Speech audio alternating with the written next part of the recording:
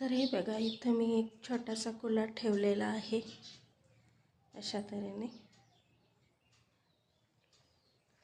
आणि आतमधून पण पूर्ण पडद्याने मी ह्या अशा तऱ्हेने पूर्ण झाकून घेतलेला आहे, आणि बाहेरून पण फारी असते तडवाची, त्याने झाकून घेतलेला आहे.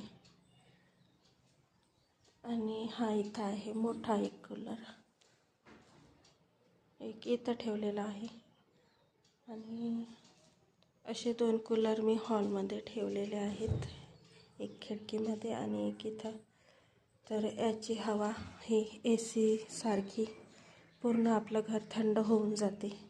या पद्धतीने जर आपण 2 कूलर एकाच रूममध्ये ठेवले तर पूर्ण घर हे आपलं AC सारखं थंड होऊन जाते.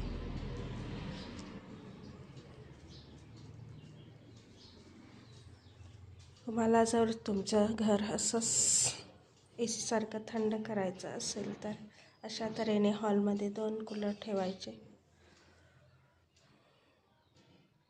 आणि मस्तपैकी ACचा आनंद घ्यायचा.